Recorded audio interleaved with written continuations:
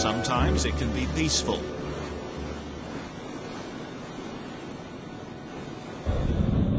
At other times, dangerous and foreboding. We can underestimate its ferocity and moods, which can change without notice.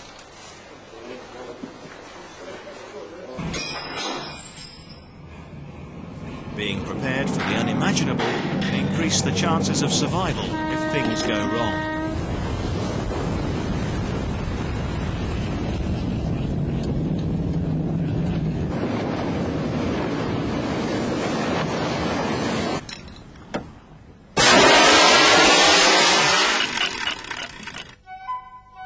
The Titanic was one of the earliest users of visual distress flares in 1912.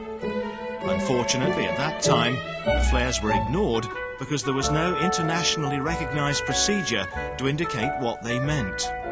Many lives were lost because of this. To make sure this type of tragedy wouldn't happen again, an international convention for the safety of life at sea, better known as SOLAS, was established. This convention governs marine safety equipment and procedures around the world, and is still in force today under the guidance of the International Maritime Organization. The IMO signatories now exceed 130 countries, with 95% of the world's fleet adhering to the stringent standards laid down and approved worldwide. Thank you very much for the trust and the confidence that you have shown me and giving me the privilege. In the United Kingdom, the Royal National Lifeboat Institution launches a lifeboat on average 17 times every single day of the year.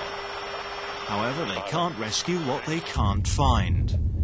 People in distress may rely on the use of visual distress signals such as flares and smokes to indicate that they're in trouble. Always remember that it's both foolish and illegal to fire flares in a non-distress situation. As well as flares, other modern electronic safety equipment plays an important part in your safety at sea. Received my Mayday call.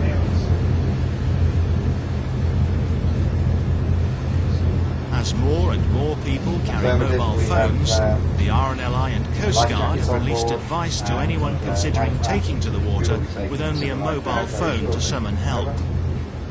These cannot be relied upon when setting out to sea. Often a signal will not be available for clear communication, and it's impossible for the RNLI to pinpoint a stricken vessel from a mobile phone conversation. Yeah, that's fine. Okay. In fact, their use has in many cases hindered a rescue operation by the RNLI and HM Coast Guard. And they stress the importance of carrying an adequate supply of pyrotechnics for signalling when help is needed.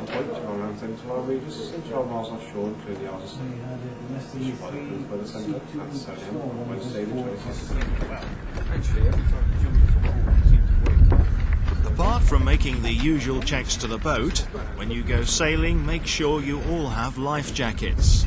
Check the flares, make sure you have a fire extinguisher, first aid kit, and a spare can of fuel. All right, girls. Well, let's make sure we've got everything. I just want to check these flares. Yeah, I thought so. The date on these expires at the end of the year, so we'll need to get some replacements for those, Linda. Yeah, definitely. Flares coming down, Simon.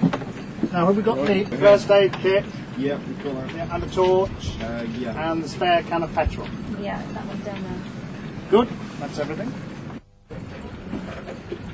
And don't forget the latest weather forecast. Time spent on these precautions now can prevent difficulties later. From the Coast Guard.